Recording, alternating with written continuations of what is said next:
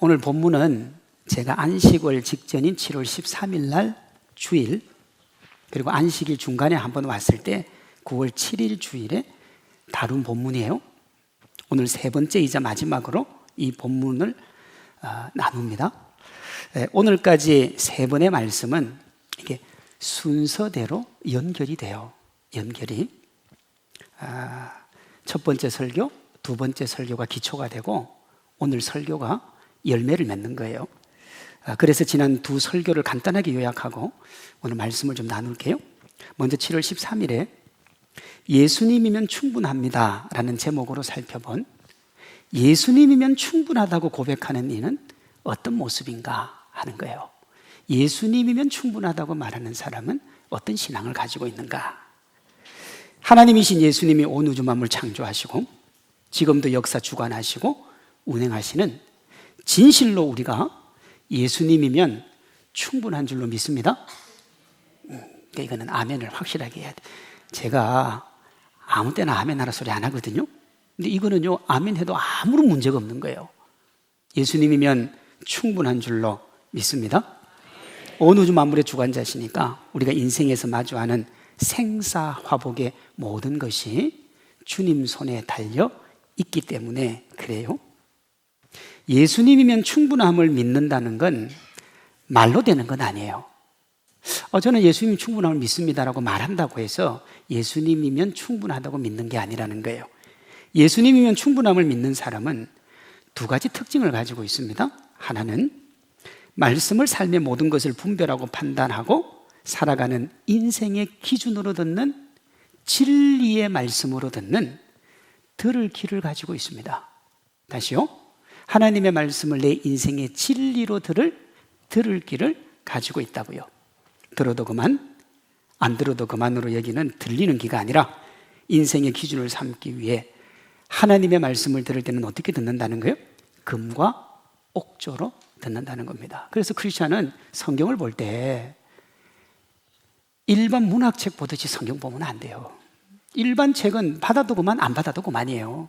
그러나 주님의 말씀은 금과 옥조의 생명이기 때문에 정말 여러분 마음을 다하고 뜻을 다하고 정말 우리의 모든 것을 다해서 읽고 들어야 되는 겁니다. 우리의 귀가 말로 판단하는 들리는 귀가 아니라 말씀에 순종하는 들을 귀가 되어야 될 줄로 믿습니다. 예수님이면 충분하다는 사람은 그 들을 귀를 가지고 있어요. 예수님이면 충분하다는 신앙 고백이 진짜임을 보여주는 다른 하나는 뭐냐? 말씀을 삶의 기준으로 들었음을 보여주는 믿음에 합당한 삶이 있습니다. 삶이 되어야 돼요. 믿음은 입술의 고백을 넘어 삶으로 이어질 때 그게 진짜 믿음이 되는 거예요. 야고보서 2장 22절이요. 네가 보거니와 믿음이 그의 행함과 함께 일하고 행함으로 믿음이 온전케 된다 그러잖아요. 그러니까 믿음이 행함과 함께 뭐 하고요? 일하고 행함으로 믿음이 온전케 된다 그랬다고요. 우리 모두가 신앙과 삶의 분리가 아니라 신앙과 삶의 일치를 추구하는 진정한 믿음의 소유자가 되어야 하는 거예요. 예수님이면 충분한 사람은 이 두 가지를 가지고 있어야 돼요. 여기까지가 첫 번째 설교입니다. 이제 그 다음에 이제 믿음이잖아요. 믿음, 여자여 내 믿음이 크도다 그랬단 말이에요. 간혹 자기가 자기 믿음을 대단하다고 하는 사람들이 있습니다. 난 믿음 대단하다, 난 믿음 보통 아니다, 나를 따라가라. 또 어떤 분들은 목사님이나 교회에서 신앙 좋다고 인정하는 분들이 믿음 좋다 그러면 그거 듣고 저분이 나한테 믿음 좋다고 그랬으니까 난 믿음 좋다, 또 이렇게 얘기하는 사람들도 있고요. 또 어떤 분들은 나는 성직자니까, 나는 목회자니까 믿음 좋다, 뭐 이렇게 말하는 분도 있어요. 전혀 의미가 없다고 할 수는 없지만 궁극적으로 우리의 믿음은 누구에게 인정을 받아야 돼요? 예수님께 인정받아야 돼요. 예수님께. 이것이 9월 7일에 여자여 내 믿음이 크도다 라는 제목으로 살펴본 예수님께 인정받는 믿음이에요. 본문 28절입니다. 이에 예수께서 대답하여 이르시되 여자여 내 믿음이 크도다 그랬단 말이에요. 그럼 신앙 고백에 그치는 말의 믿음은 어떤 역사도 일으키지 못하는 안타까운 믿음이에요. 고백만 있고 내용이 없는 껍데기란 말이에요. 성경 지식은 흠잡을 데가 없지만 삶이 믿지 않는 사람과 다를 바가 없는 믿음은 토하여 내치고 싶은 믿음이에요. 주님이 토하여 내치고 싶어 해요. 믿음 좋다고 대단하다고 열심히 얘기하는데 그거 말고는 아무것도 없는 사람, 심각하다 이 말이에요. 삶이 있는 신앙의 믿음을 예수님께 보여드리면, 우리가 진실로 하나님을 믿고 그것을 삶으로 살아내면 예수님이요 이렇게 인정을 하시는 거예요. 이스라엘 중 아무에게서도 이만한 믿음을 보지 못하였노라. 이게 이제 이방인이란 말이에요. 이방인이 믿음을 고백하니까 예수님이 이스라엘 중에 내가 이런 믿음의 사람을 본 적이 없다. 근데 이때 당시 여러분 대제사장이 있었죠? 제사장이 있었죠? 성경 필사하는 서기관들이 있었죠? 딴에는 믿음 좋다고 하는 바리새인과 서기관들이 있었단 말이에요. 그런데 주님이 뭐라고 하시느냐 그러면 이 모든 사람보다 누가 믿음이 더 좋다는 거예요? 이방인이 더 좋다는 거예요. 이거 우리로 하면 이렇습니다. 어떤 새신자가, 진짜 생자 새신자가 우리 교회에서 신앙생활을 한 달 했는데 예수님이 오셔서 성산교회에서 내가 이만한 믿음을 본 적이 없다 그러면, 그럼 저는 뭐가 돼요? 우리 장로님들은 뭐가 되죠? 안수 집사님들, 권사님들, 소위 자기가 신앙 좋다고 하는 사람은 뭐가 되느냐 이 말이에요. 그런데 주님이 이렇게 말씀하셨다는 거예요. 말씀하셨다는 거예요. 오늘 본문에 이 임정이 여자여 내 믿음이 크도다 하는 거예요. 우리가 믿음으로 살면 세상 따라가지 않아도, 세상 기웃거리지 않아도, 이리저리 재지 않아도, 세상에 굽신거리지 않아도 예수님이 우리의 삶을 행복으로 채워주실 줄로 믿습니다. 이 예수님이 주시는 행복의 삶을 여는 통로가 오늘 살펴볼 기도라는 거예요. 중세 베네딕트 수도회의 대표적인 슬로건이 하나 있습니다. 신앙생활을 산에 올라가서 거룩하게 하고자 했던 사람들, 라틴어로 오라 에트 라보란데 기도하고 노동하라 하는 뜻이에요. 이것은 기도와 삶의 균형을 강조한 겁니다. 강원도에 있는 예수원에서는 이것을 뭐라고 하느냐, 기도가 노동이고 노동이 기도다 그렇게 해요. 제가 지금까지 말씀드린 예수님에 대한 여인의 믿음을 예수님을 향한 여인의 기도라 그래도 틀리지 않아요. 믿음은 기도로 열매를 맺기 때문에 그렇습니다. 그래서 오늘 응답받은 여인의 기도를 통해서 응답받는 기도는 어떤 특징이 있는지를 한번 살펴볼 텐데, 제가 세 가지로 살펴볼게요. 첫째, 응답받는 기도는 예수님께 가서 기도해야 되는 거예요. 제가 언젠가 한번 말씀을 드린 것 같은데요. 어떤 교인이 돈이 너무 급해가지고 새벽마다 와서 하나님 나한테 복권 하나 당첨되게 해달라. 이제 새벽마다 와서 기도를 열심히 하는 거예요. 너무 열심히 해서 하나님이 하루는 오셔가지고 이렇게 얘기하신 거예요. 얘야, 복권이라도 사고 기도를 해라. 그럼 제가 뭐라고 그랬느냐 그러면, 우리의 기도는 누구에게 가서 해야 된다고요? 예수님에게 가서 해야 돼요. 우리는 인생이 힘들고 어려운 게 있으면 자꾸 딴 데 가서 여기도 한번 기웃거리고 저기도 한번 기웃거리고 여기서 얻을 수 없을까 저기, 그게 아니고 예수님에게 가서 기도하라고요. 본문 22절을 보세요. 가난한 여자 하나가 그 지경에 나와서, 누구에게 나온 거예요? 예수님께 나온 거죠. 그리고 소리 질렀으니까, 이게 소리 지르는 게 뭐예요? 여러분, 예수님께 소리 지르는 게 기도예요. 그러니까 예수님께 나와서 기도한 거예요. 그녀는 감당할 수 없는 문제를 가지고 예수님께 나아갔고 예수님께 도움을 요청했습니다. 이것이 응답받는 기도의 시작이고, 그렇게 우리의 생각과 삶을 예수님께 맡기면 예수님이 우리의 생각과 마음을 붙들어 주시고 삶을 책임져 주실 줄로 믿습니다. 이게 빌립보서 4장 6절이에요.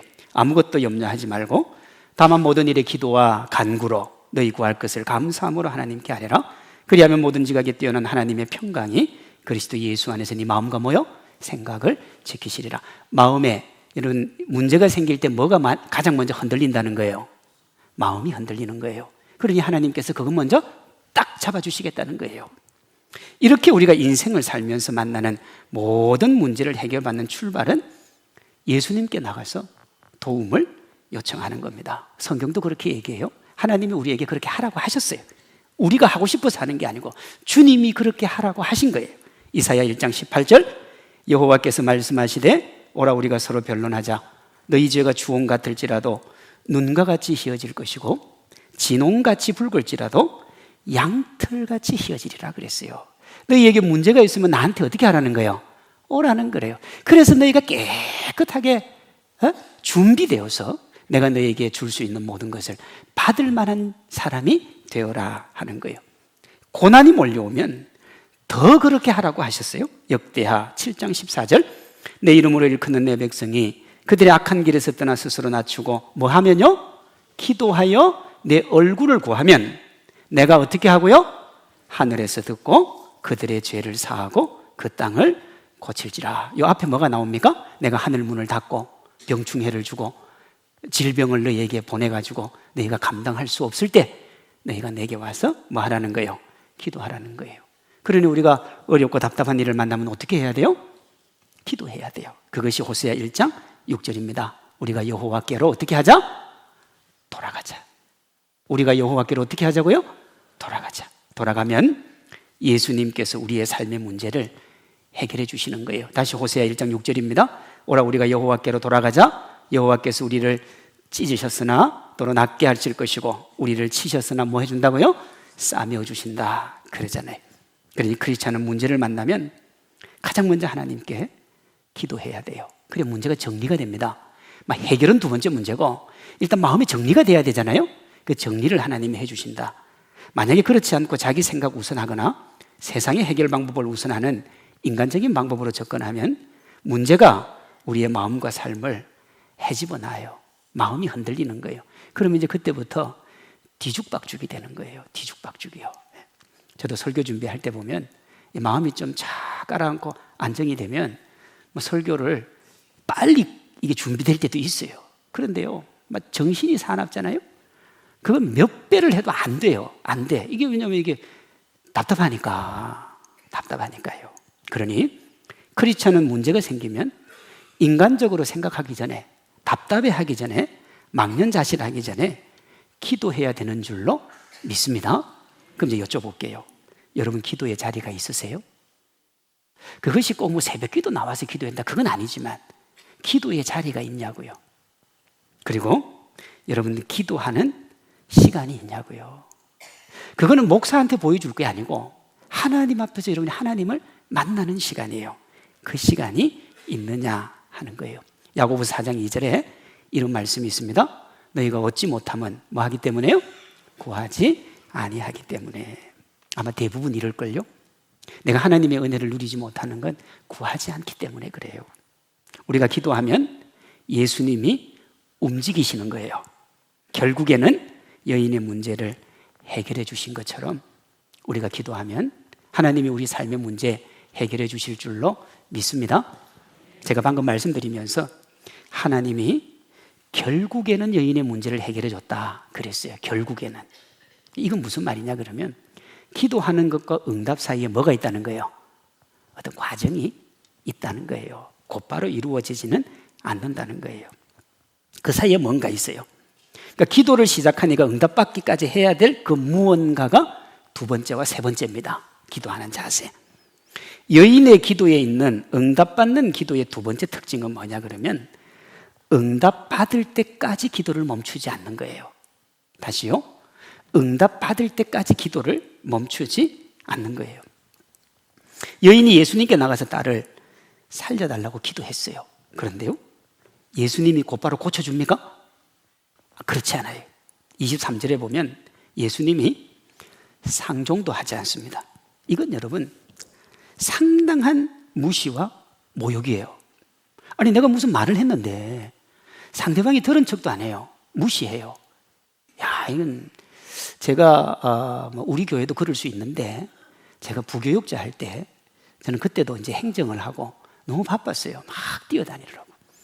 그 이제 우리 교회 오신 어떤 성도님들이 저한테 새 가족들이 인사를 하잖아요. 목사님 안녕하세요.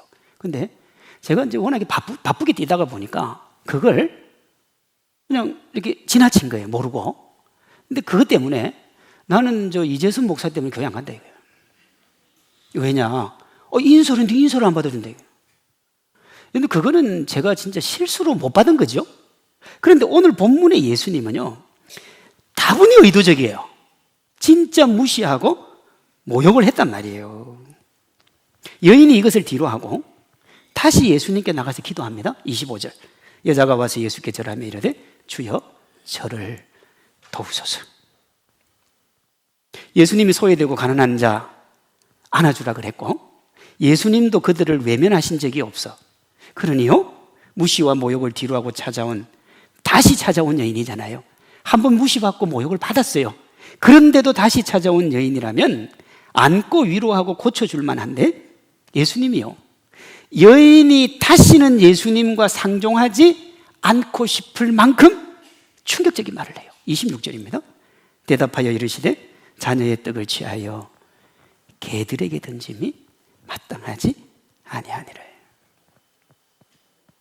내가 너한테 대답을 안 한 건 내가 너를 개로 봤기 때문에 그래. 개로 봤기 때문에. 근데 요즘 개는 그렇지 않습니다. 요즘 개는 밥도 저보다 더 좋은 거 먹고 병원도 저보다 더 좋은 데 가고 미용사도 뭐 기가 막히게 다리도 깎고.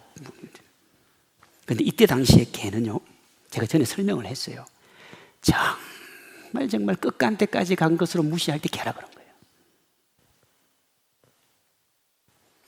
근데 이 정도 되면 기도고 뭐고 신앙이고 뭐고 예수님이고 뭐고 이래 되지 않겠습니까?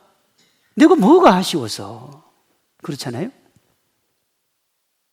기도도 하지 않고 알아서 도와달라고 하고 한 번 기도하고 응답되지 않는다고 불평하는 우리를 돌아보면 여인은 여기서 멈추는 게 맞아요.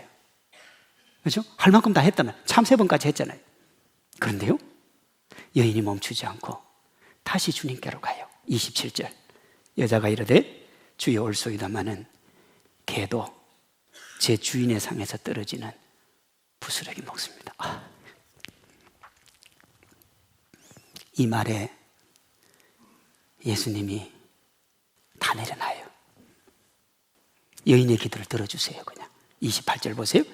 이에 예수께서 대답하여 이르시되 여자여 내 믿음이 크도다. 네 소원대로 되리라 하시니 그때로부터 그의 딸이 나으니라. 여자여 내 믿음이 크도다. 그 예수님은 여인의 뭘 본 거예요? 뭘 본 거예요? 그 믿음이 진짜인지를 본 거예요. 여인에게 딸을 고쳐주는 건 문제가 안 돼요. 왜? 말씀만 하면 고쳐주니까요. 그런데 그 믿음이 정확한지는 확인이 필요한 거예요. 근데 왜 이게 필요하냐? 여러분 본문 22절에 여자가 예수님을 부를 때 말입니다. 믿음에 대한 고백을 해요. 보세요. 가난한 여자 하나가 그 지경에서 나와서 소리질러 이르되 뭐라고요? 주 다윗의 자손이요 나를 불쌍히 여기소서 내 딸이 흉악하게 귀신 들렸나이다. 이 다윗의 자손을 메시아라 그랬습니다. 메시아는 그리스도라는 뜻이고 그리스도는 왕제사장 선지자의 삼중직을 가지고 있다 그랬어요. 그러니까 이걸 쉽게 얘기하면 뭐냐 그러면 이 여자는 이렇게 고백한 거예요. 예수님은 나의 유일한 구원자입니다. 그렇게 고백을 한 거예요. 주 다윗의 자손이요. 예수님은 나의 유일한 구원자입니다. 그럼 나를 살려줄 분은 누구밖에 없어요? 다시요. 그 여인의 딸을 살려줄 사람은 누구밖에 없어요? 다른 데 갈 수 있어요? 없어요? 없어요. 예수님이 그걸 본 거예요. 진짜 네가 다른 데 가는지 안 가는지 확인하시는 거예요. 근데 여인이 끝까지 안 가잖아요. 요한복음 6장 67절 68절에 베드로도 그렇게 고백합니다. 예수께서 12제자에게 이르시되 너희도 가려느냐. 사람들이 다 떠났어요. 68절 시몬 베드로가 대답하여 주여 영생의 말씀이 주께 있사오니 우리가 누구에게로 가오리까. 예수님이 무시조롱 경시를 통해서 여인이 진실로 예수님을 자기의 유일한 구원자로 믿는지를 여러 각도로 확인을 하신 거예요. 믿음에 대한 확인이에요. 이것이 27절에 개들도 제 주인의 상에서 떨어지는 부스러기를 먹나이다. 주님이 제가 개라면 저는 개 맞습니다. 그런데요, 제가 개라도 여전히 제 주인은 누구라는 거예요? 주님이라는 거예요.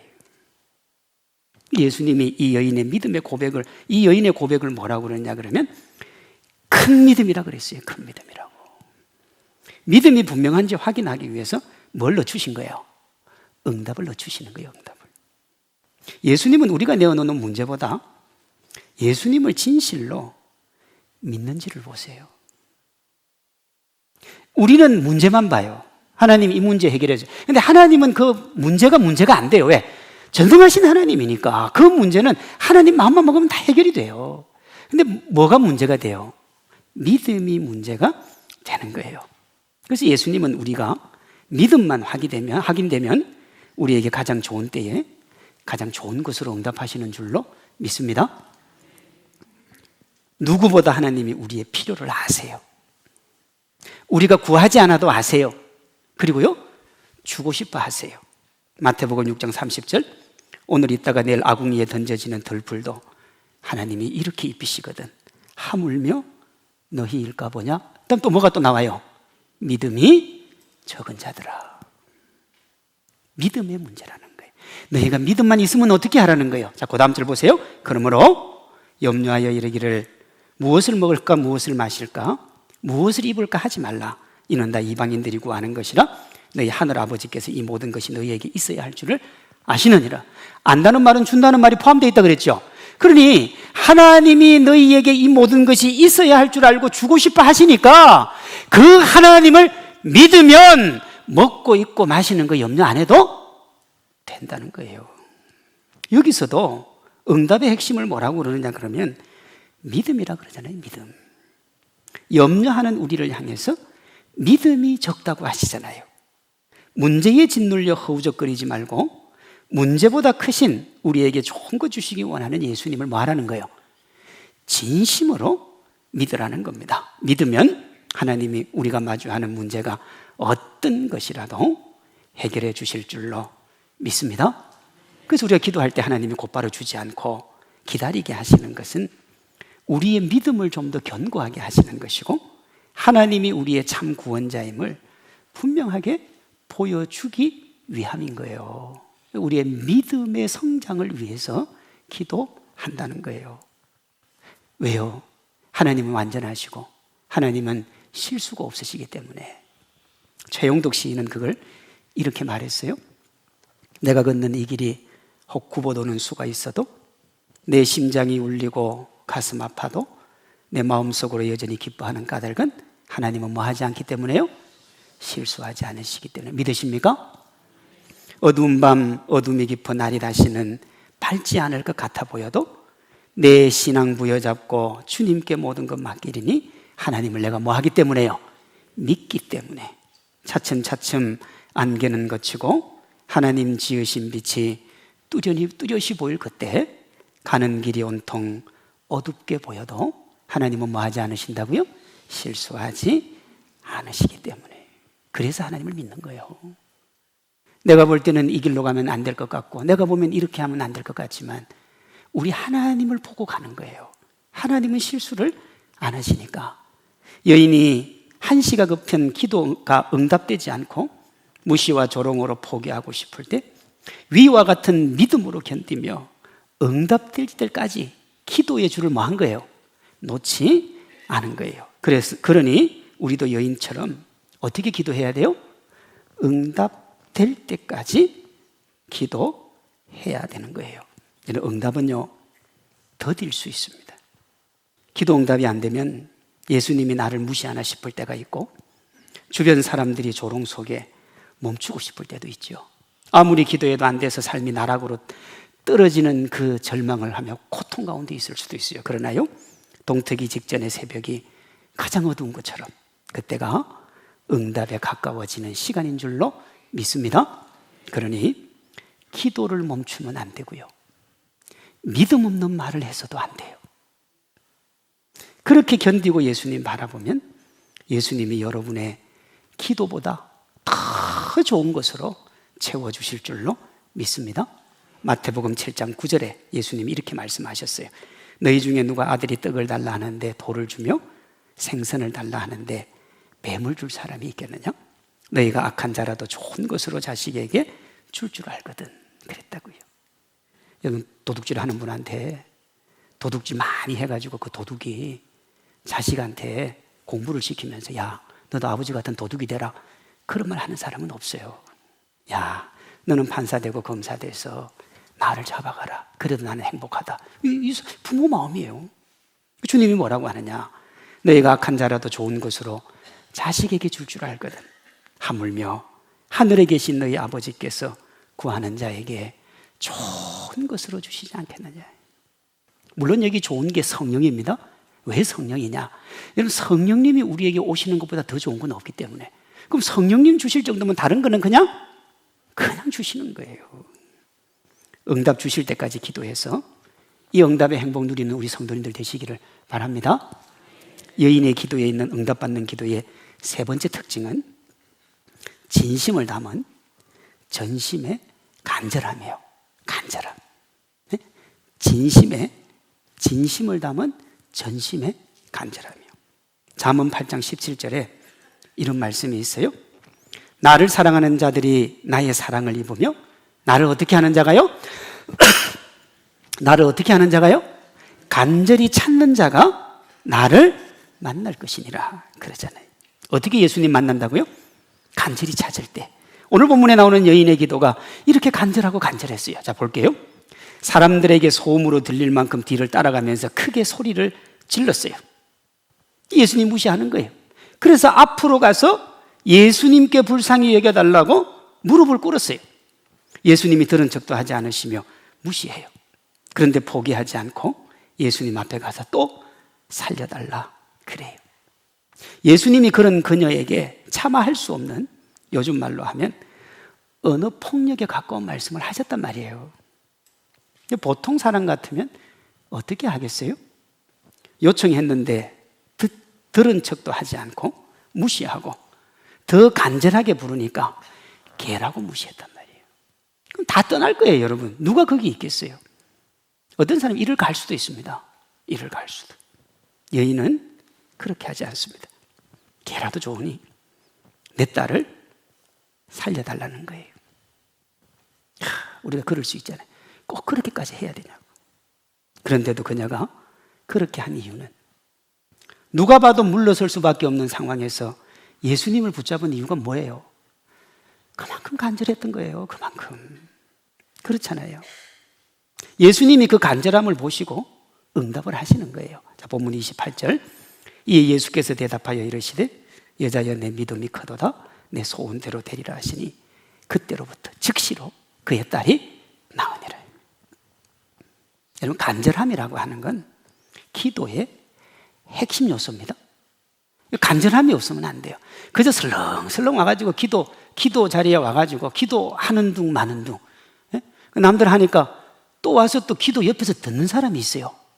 누가 기도하면 그걸 세심하게 들어요. 그리고 밖에 나가서 아유, 오늘 권사님은 기도 제목이 그거래. 아니, 그 주님한테 하는 기도를 자기가 왜 들어요? 기도의 핵심은요, 누가 옆에서 무슨 소리를 해도 내가 하나님과 소통하는 거니까 들리지 않는 거예요. 그 정도 돼야 간절해지는 거예요.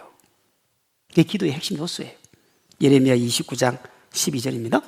너희가 내게 뭐 하라고요? 부르짖으라 그러잖아요. 부르짖으라. 부르짖는 게 뭔 줄 알죠? 내게 와서 기도하면 내가 너희들의 기도를 들을 것이요. 너희가 어떻게 하면요? 온 마음으로 나를 구하면 나를 찾을 것이고 나를 만나리라 그랬다고요. 한 구절 더 볼게요. 마태복음 7장 7절. 구하라 그리하면 너희에게 주실 것이요. 찾으라 그리하면 찾아낼 것이요. 문을 두드리라 그리하면 너희에게 열릴 것이니 구하는 이가 받을 것이고 찾는 이가 찾아낼 것이고 두드리는 이에게 열릴 것이니라. 끝까지 하라 이 말이에요. 구약에 히스기야 왕이 있습니다. 그는 죽게 되었을 때 생명을 15년 연장을 받습니다. 하나님께 기도해서. 근데 이 응답의 중심에 뭐가 있느냐 하면 진심을 담은 전심의 간절함이 있어요. 열왕기하 20장 2절입니다. 히스기야가 낯을 벽으로 향하고 여호와께 기도하여 이르되 여호와여 기도하오니 내가 어떻게 해요? 진실과 전심으로 주 앞에 행했다. 진실과 전심으로 주 앞에. 이건 무슨 말이에요? 내가 하나님이면 충분하다는 말씀을 믿고 그 말씀을 내 삶에서 금고옥조로 여기며 진실과 전심으로 살았으니 주께서 보시기에 선하게 행한 것을 기억해달라 그래요. 선하게 행한 것을. 그리고 히스기야가 뭐 했다고요? 통곡했다 그러잖아요. 통곡했다 그러잖아요.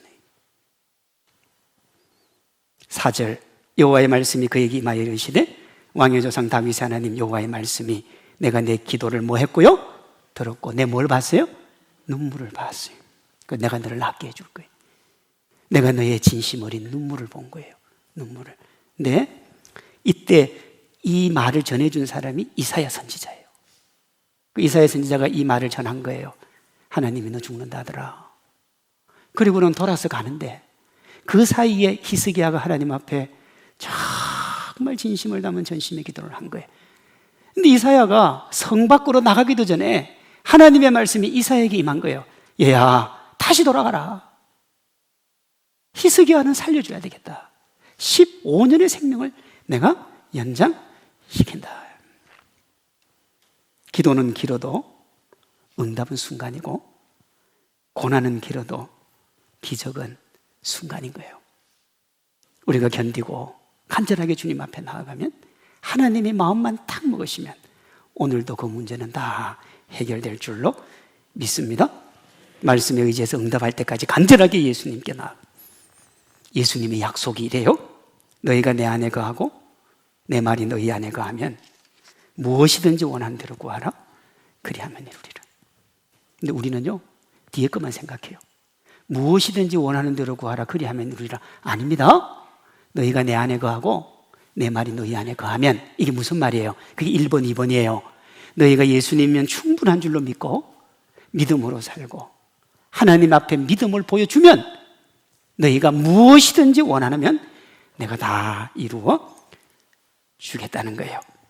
예수님께 큰 믿음으로 인정받아서 결코 해결할 수 없는 문제를 해결받은 여인을 통해서 보는 기도응답의 3가지 비밀. 첫째, 어떻게 하라고? 예수님께 나아가라. 둘째, 응답될 때까지 기도하되 그 기도에 뭘 담으라고요? 진심의 전심을 담아서 간절하게 기도하라. 예수님이 이렇게 하라고 예를 들어준 게 있어요. 예를. 누가복음 18장에 보면 이것을 비유로 말씀을 하세요. 누가복음 18장 1절에 예수께서 그들에게 항상 뭐 하고요? 기도하고 낙심하지 말아야 될 것을 비유로 말씀해 준 거예요. 너에게 인생의 어려움이 다가올 때 절대로 낙심하지 말고 기도해야 되는 이유를 비유로 말씀해 주신 게 있다고요. 이 비유 내용이 이래요. 어떤 도시에 하나님을 두려워하지 않고 사람을 무시하는 재판장이 있었어요. 의지할 데 없는 과부가 자기의 억울함을 풀어달라고 재판장에게 요청을 하는 거예요. 그런데 이 재판장은 어떤 사람이냐면 무시가 기본적으로 장착된 사람이에요. 무시했겠죠.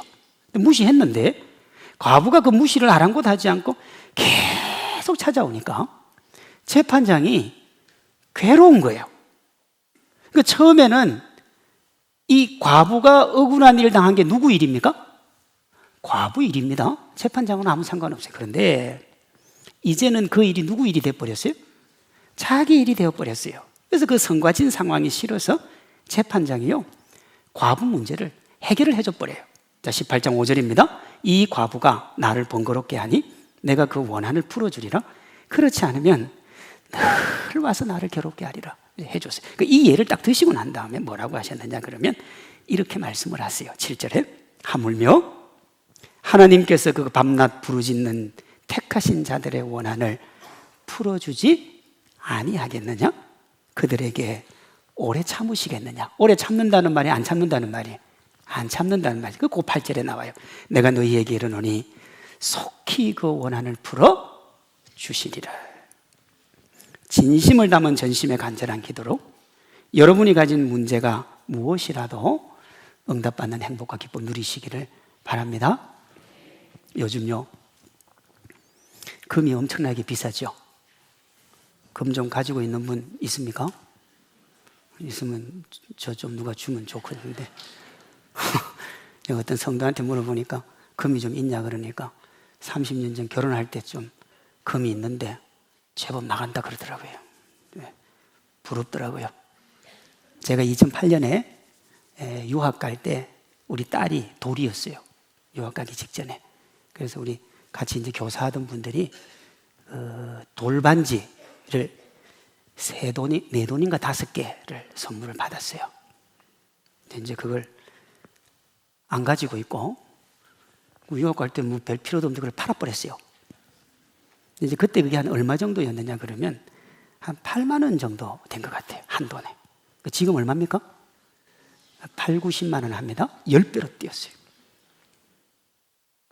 금을 들고 있는데 모르셨던 분들은 저 때문에 그 귀한 비밀을 알게 된 거니까 10분의 1은 떼줘도 괜찮아요. 그래서 한간에 오늘 금값이 가장 싸다 하는 말이 있어요. 오늘 금값이 가장 싸다. 미래와 비교하면 오늘 금을 사기에 최고로 좋은 날이라는 거예요. 내일 사면 비싸지니까. 근데 기도의 사람은 이 말이 반대예요.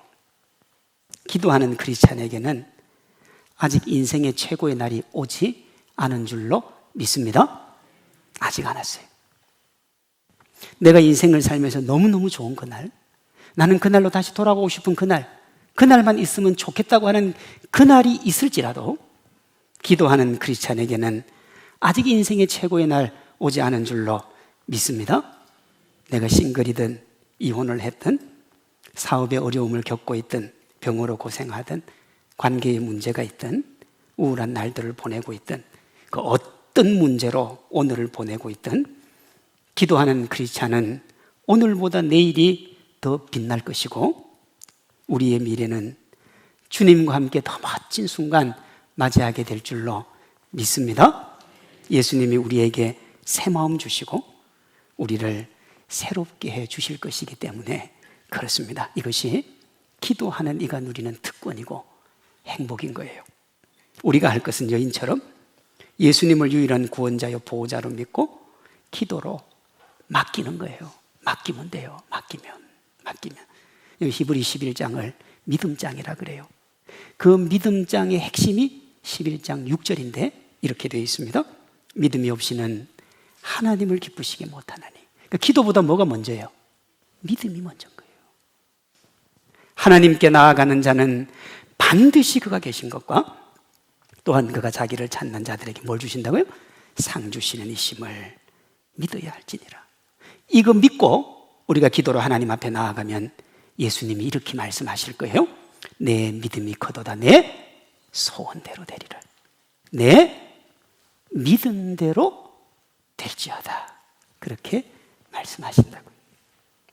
예수님께 인정받는 삶이 있는 신앙의 믿음 가지고 예수님께로 나아가는 우리 성도님들 되시기를 바랍니다.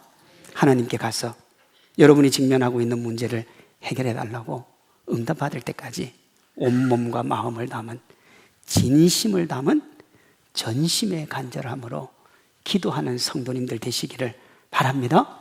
그러면 하나님이 해결해 주셔서 여러분의 삶에 기쁨이 넘쳐날 거예요.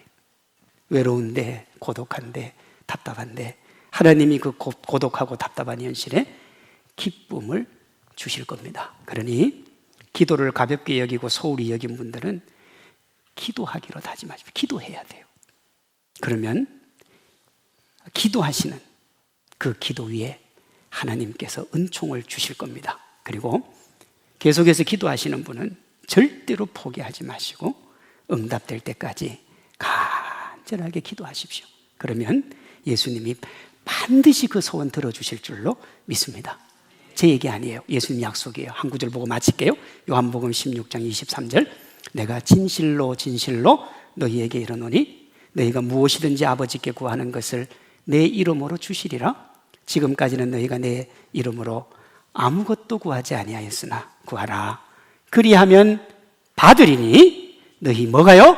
기쁨이 충만하리라 그랬어요. 근데 여기 충만이 뭐냐 그러면 흘러 넘치는 걸 얘기하는 거예요. 흘러 넘치도록 충만하게 줘서 너희의 기쁨도 어떻게 되는 거예요? 흘러 넘치게 되는 거예요. 우리 모두가 이 기도 응답의 행복과 축복 받아 누리는 진실로 주의 은혜 가운데 살아가는 축복의 주인공 되시기를 주님의 이름으로 축원합니다.